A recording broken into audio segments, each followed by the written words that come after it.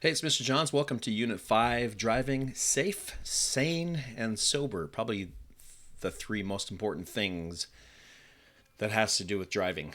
All right here. Safe, sane, and sober, in my opinion. Safe, sane, and sober. We want you to be safe. We want you to drive when you are thinking straight, and obviously keep it sober when you're driving. So, other than getting from one place to another, the goal is to do that while staying alive, right? And it should be.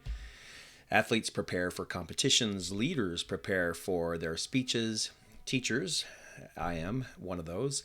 We prepare our lessons, and pilots prepare to fly. But why don't drivers prepare to drive? We take it for granted. Just go jump in the car, turn the key, hit the gas. It's one of the things that I've always been kind of confused by. Like, why don't we spend more time really thinking about it and take it more seriously? So, we're going to talk about preparing to drive. So, your emotions, the mood you're in when you get in the car can really affect the way you drive. If you're angry when you get in, you just got in a fight, you just failed a test, the chances are you're going to drive a little bit more aggressively and angrily, and that does come out behind the wheel, as does sadness, excitement, etc., etc. So, if you're angry at your boyfriend or girlfriend, be aware of that, and make sure it doesn't affect your driving, or maybe drive later, maybe don't go anywhere yet. So it's important to know that it really does affect your driving, and so that's a big deal. And there are times when you shouldn't be driving. So your health is another thing that's similar. If you're kind of stuffed up in the head, you can't think straight, you've got the flu, um, just not feeling great. That can affect the way you drive as well. So adjust your speed, pay more attention than usual. If you're, sometimes you have to go to school, and you're not sick enough to stay home, but you don't feel 100%. And so, if there's no one else who can drive you and you are able to still drive, just know that you need to pay more attention and that you're not all there on that particular day. Drugs can take that to the extreme here. This should be totally obvious, but since driving requires nearly 100% or 100% of your attention and skill, any kind of substance that affects your attention and skill is going to be a bad thing. Those of you who haven't done any driving lessons yet, you may not quite know this, but once you get behind the car and you realize there's a lot going on out there. And unfortunately, like I said previously, we do take it for granted. I think we do. As we get more comfortable with our driving, we kind of relax. And some people do take that to the extreme. And so they're doing their drugs, doing their drinking, and driving like it's no big deal. That's not great. Not great. So the effects of specific drugs, this is a quote, differ depending on how they act in the brain. For example, marijuana can slow reaction time, impair judgment of time and distance, and decrease coordination. Drivers who have used cocaine or meth can be aggressive and reckless when driving. Certain kinds of sedatives can cause dizziness and drowsiness, and alcohol is a depressant as well, so it makes you tired and sleepy and not pay as much attention. So all of these impairments can lead to vehicle crashes. National Institute on Drug Abuse. And so, I include marijuana in this on purpose because I've spoken to a lot of people who think it doesn't affect their driving, doesn't affect them. It's obviously always in the center of controversial laws, and states all around us are making it more legal, and maybe by the time you see this or listening to this, it'll be legal here in Idaho. I don't know, but right now it's not. Regardless whether legal or not legal, just like alcohol is legal if you're 21 or older, does definitely does not mean you should consume it and then drive. So it's just being smart about whatever comes into your body. So drugs and alcohol affect your vision. This particular graphic is a great kind of example of how, yeah, can you drive down the road seeing that? And here's my going back to my discussion on the marijuana. Some users argue that smoking pot does not affect their driving, but research has shown that it increases lane weaving, reduces reaction time, and takes a driver's attention from the road. So would you want to drive with a stoned driver, someone who's under the influence of marijuana? I hope not. NHTSA, National Highway Traffic Safety Administration, reports that smoking marijuana and driving increases your chances of crashing by 25%. Alcohol and driving. So how big of a problem is it? 29 people in America die every day in a drunk driving vehicle crash. One every 50 minutes. So that's 10,000 deaths a year. Despite the bad news, drunk driving fatalities have dropped by a third. They're going down. So that's a good thing. I think socially it's become not okay to jump in your vehicle and drive home from a bar or home from a party. And hopefully the message is getting across. 10,000 deaths are still 10,000 deaths too many every year. That's still 10,000 people. And one death is too many if it's your best friend, your mom, your dad, your boyfriend, etc. So let's talk about the legal limits, things you need to know. 0.02 alcohol in the system of a driver under the age of 21 is considered too drunk to drive. That's you. That's your age. 0.02%. So why do we allow 0.02%? It allows for just a little bit of alcohol that's in some things like mouthwashes, hot sauces, believe it or not, cold medicines, and other products. There is alcohol in some products that you may not be aware of, and that could bump you up to a little bit, but 0.02, too much to be driving, and that would be, people have asked, so how much is that? Well, it's different for everybody. I can't really give an answer, but because as soon as I give an answer, some people will go, oh, Mr. John says I can drink, one beer and I'll be okay. I don't think so. I don't think I think 0.02 is pretty much none, or a splash, which means like mouthwash, for example. So the law, 0.02 for you, 0.08 for adults, 0.08 alcohol in the system of a driver over the age of 21 is considered too drunk to drive. So if they hit 0.08, that is the limit. They would get a DUI at that number, 0.08. And think about what that number means. That is how much alcohol is flooded or flowing through your system, in your blood. You've replaced healthy things with alcohol in your blood. And that's why at that level of that alcohol pumping through your system, to your muscles, to your brain, to your heart, to your liver, to everything, that's the number that they've figured out years ago, that at that number or higher, you don't have the ability to think or control a vehicle. So how about eliminating alcohol? How fast can you get it to get out of your system? Some people say, take a wet shower, take a cold shower, drink some coffee, etc. None of it works, by the way. None of it works. It's eliminated out of your liver at a certain speed. It's like a filter, and it only goes out so fast. And so if you look at this chart here, for every 1 hour you are not drinking, 0.015 of the alcohol in your body disappears. That's not very much of it. That's not half of it. That's not even close to half of it. So if you start off and your BAC is 0.08, which is the adult limit, and again, I can't tell you how much that is, 3 beers, 4 beers, I don't know. It's different for everybody. After an hour, it's going to be 0.065, still way over the limit for you. After 2 hours, 0.05, still over the limit for you. After 3 hours, 0.035, still over the limit for you. After 4 hours, .02. It's right at the limit. That's still against the law.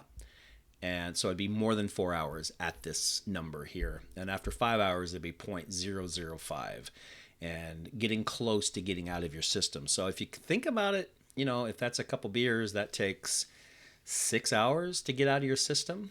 And that's just a couple beers. There are people who drink 5, 6, 7, 12 beers. So it's no wonder people wake up the next day not feeling well and still feeling drunk.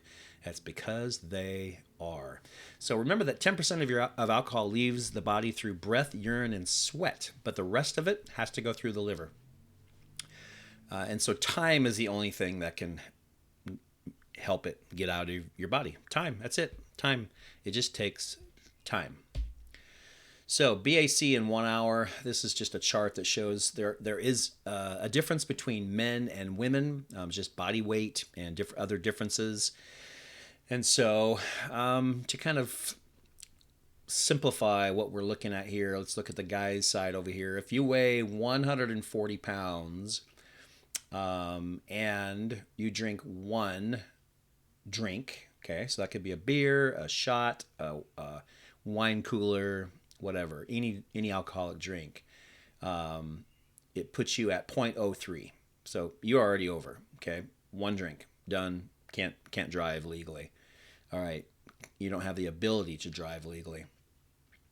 And then it just gets worse from there. 2 drinks, .05, 3 drinks, .08. That's the adult limit. 4 drinks, .11, etc. So let's look over here on the girl's side. The same weight, let's say, just to keep it consistent. 140. It's the same here. 1 drink will put you at .03. 2 drinks, it's a little bit more, .07. 3 drinks, .11. And so you can see after 1 drink, it's similar for girls, but more than that, it's they get intoxicated faster, and body weight differences, etc. So and that's at 140. So if you're talking about a 100-pound girl or 120-pound girl, it's even less. So in general, that what this chart shows is 1 drink puts you over. Whatever weight you are, puts you over. There's nothing on this chart that is not over the limit for you guys. Any alcohol. Okay, so the majority of teenagers are quickly over the limit with only 1 drink, 1 beer, 1 shot, 1 glass of wine, etc. Okay, alcohol affects everyone differently, but it will likely affect your attention, your memory, your emotions, your aggression, your vision, your decision making, risk taking, and space management. That's what alcohol does to you. The scariest thing, honestly, is that once you're drunk, you don't remember making decisions, and that includes driving home. You may not even remember making that choice because the alcohol, you're drunk and you're not thinking things through. Don't get to that point ever. So, and booze is booze. So, this is a terrible chart. But if it's a can of beer, a shot, wine, etc., it all has the same amount of alcohol in it, believe it or not. So if you plan to go to a party and drink, never assume you'll know if you're sober enough to drive. Arrange for a designated driver. Always have somebody who won't drink at all, and they're the ones who will get you home safe. Or secondly, be a good friend. Make sure that you're the designated driver. And everybody wants that person at the party because then they know they can get home safely. All right, because many people who drink believe they can handle the alcohol. They always brag about that, or that buzzed driving is okay. There's a recent push in the news. You may see some commercials on TV about being buzzed, and buzzed driving is still drunk driving. All right, so DUI doesn't mean just booze, right? It also can mean medication and other drugs. So prescription medication use is on the rise among all age groups, and they're easy to get or inexpensive, or they're just something you can grab at home and abuse. So these medications, if used improperly, can have the same effects as pretty serious and heavy drugs. So, in 2009, 1 in 3 drivers killed in a car crash had some kind of drugs in their system. So you can see it's a cause of crashes. More than 31 million people drove after drug or alcohol use in 2013, and the highest rate was among 18 to 25-year-olds, college age kids. So, let's talk about fatigue. So, kind of, the drugs, the alcohol, that may not affect you at all, and I hope that's the case. But fatigue affects all of us. Fatigue, being tired, too tired to drive. An estimated 1 in 25 adult drivers report having fallen asleep while driving in the past month. 72,000 crashes are caused by sleepy drivers every year, and an estimated 6,000 deaths caused by sleepy drivers every year. While the number of drunk drivers on the road may be low, the number of tired drivers is always high. So they say that tired drivers are more dangerous than drunk drivers because we're all tired, right? We're all tired. So it's an issue. It's something to think about as a driver, and you've got to control it. You've got to be aware. You've got to use some techniques to stay awake if you are tired, or don't drive if you don't have to. So 21% of all car crashes that result in a death involved drowsy driving. That's 1/5 of every death. So what about aggressive driving? Aggressive driving includes failure to yield the right of way, speeding, weaving in and out of traffic, running stop signs or lights, following too close, or cutting off other drivers. 52% of all Idaho crashes happen each year because of aggressive driving, more than half, causing over 70 deaths. By the way, aggressive driving is not road rage.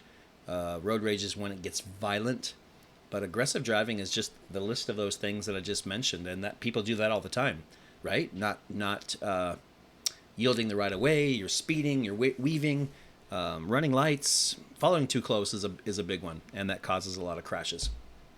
Road rage is when it gets violent or includes anger.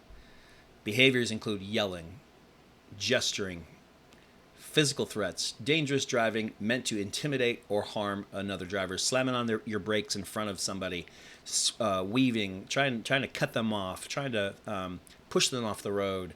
And road rage can result in injury or death, and does. Often you'll hear about it in the news. People just lose it. So the best advice is just not be that person yourself, or if someone is being aggressive around you, just get out of their way. It's the best thing you can do. How about self-imposed anxieties? Just being anxious. So another way to drive safely is to control that anxiety. So these 3 things on the bottom of the screen here. Leave early so you're not always rushing, because then you're worried. You're worried you're going to be late. Oh, I'm going to be late. And if you're that type of person that's always late, this makes you a worse driver. You're going to be speeding. You're going to be, doing lane changes without checking because you're in a rush. So relax, slow down, leave early. Don't drive like it's a competition. I don't know why people do this, but if you watch people drive, they don't like to be second. It's like a race. They try to beat somebody to the next light. It makes no sense. So just remind yourself, it's not a competition. It's not a competition, okay?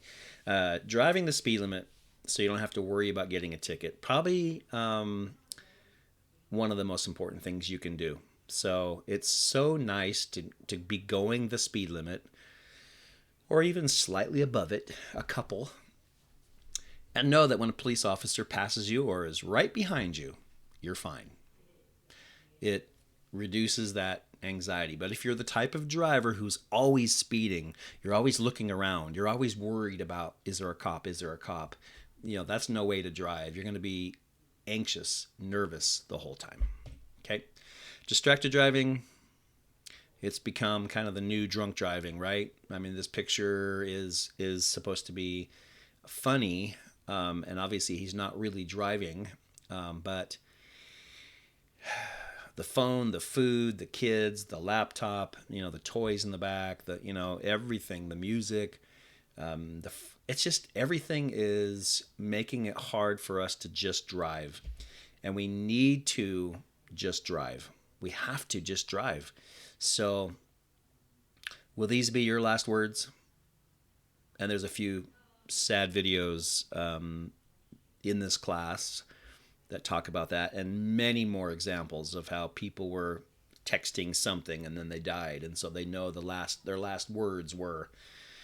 They know what their last words were. So, okay. Though texting and driving is a hot topic today, it's really not a new thing. So I found some of this kind of interesting. So hang with me here for a second. So when cars were invented, people were distracted by the speed, just driving 15 miles an hour instead of walking. It was like distracting. In 1913, windshield wipers were distracting because they were new. In the 30s, radios were distracting. In the 50s, fast food, distracting. In the 80s, cell phones, where you could only dial, by the way, not smartphones, but a cell phone where you dial and talk, distracting. Music, always distracting. 8-tracks, cassettes, CDs, digital, distracting.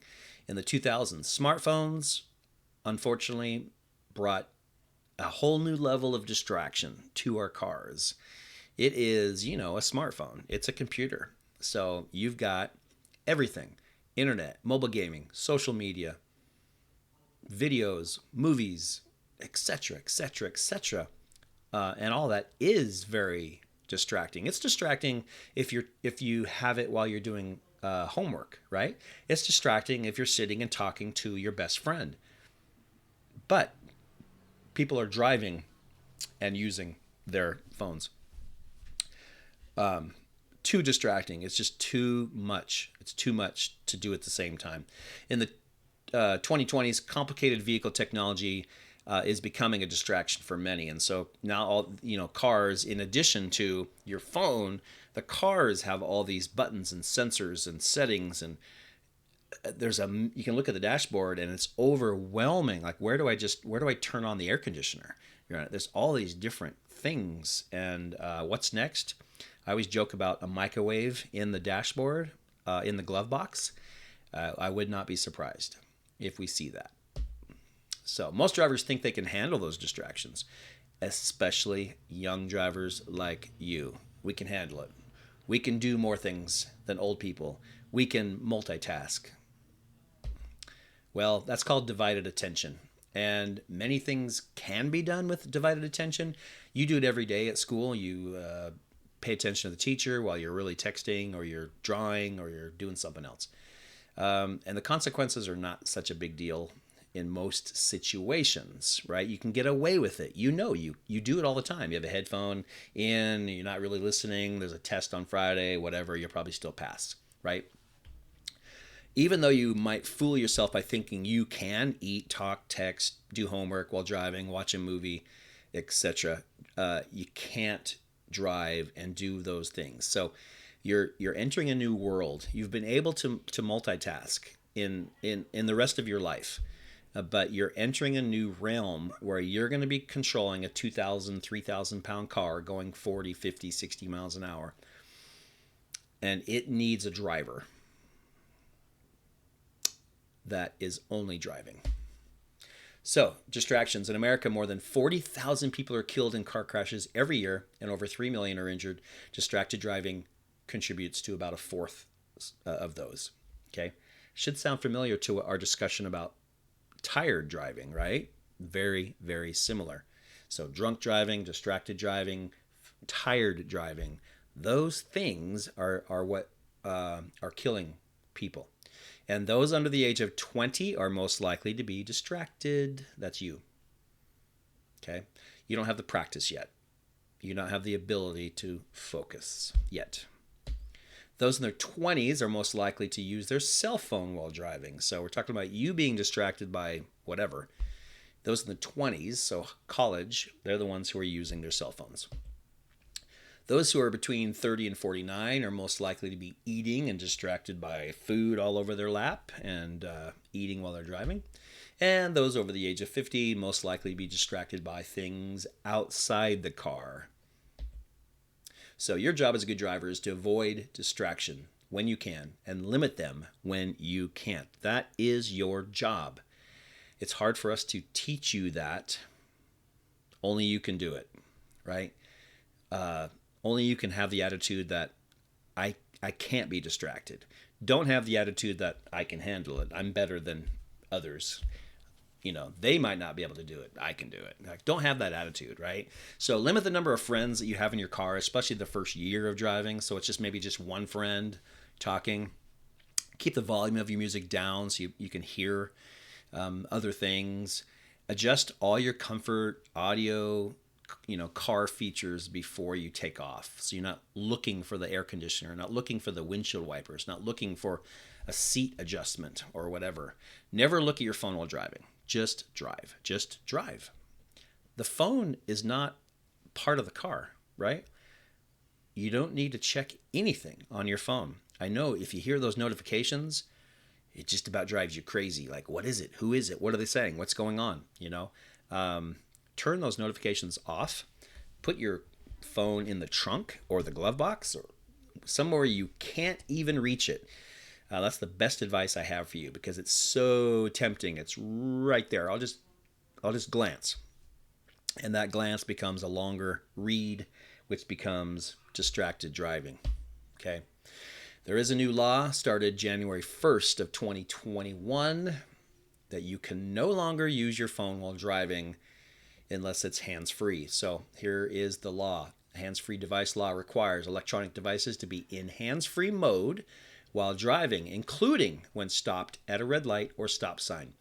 In other words, with very few exceptions, it makes it so you cannot even be holding your phone while driving. You can't. Now, there's a few exceptions, so let's take a look at these, okay, because I know you're curious.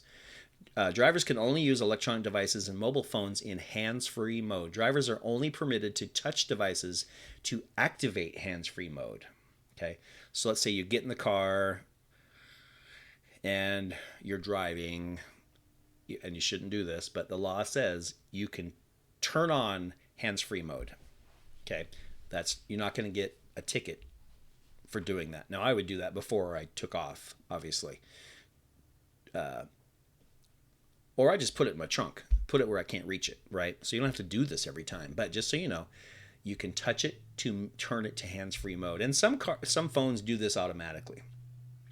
Drivers are not permitted to hold or support any electronic device or phone while driving. This one's interesting. Activation of GPS, voice to text, and making or receiving calls is permitted with one touch or voice command. Because this has come up. Well, how do I do GPS? Well, one touch. Make sure you understand the law here. One touch. You cannot type in an address. You can only turn on the app or something, one touch, to activate your GPS. To activate your GPS, turn on your GPS. You can change voice to text, and you can answer a call, but it has to be hands-free. So this is where it gets a little bit complicated. You can touch the phone to answer a call, but it has to be on voice mode, hands-free mode. Okay. Handheld use is allowed only if the vehicle is both stationary and not on a public road. Okay, so if you pull over into a parking lot, or you're on your street or in your driveway and you're not driving, by the way, it's stationary, it's okay to use your phone. So if there's a phone call that you have to take, you pull over, okay? But you can't be in a public travel lane. You can pull over, okay? And then it does say you can use your phone if it's an emergency, obviously. So if you need to call 911, then you do it, okay? Drivers are not allowed to touch a device for texting, emailing, apps, video, or internet use. Now, where it says apps, GPS app is apparently the exception to that. You can activate your GPS, app. Interesting, right? And should a driver receive 2 distracted driving violations in 3 years, the new law states that insurance companies can basically consider that, and they may bump up your fees. Okay. So, when driving, just drive. Just drive. Driving safe, sane, and sober. Mr. Johns is out.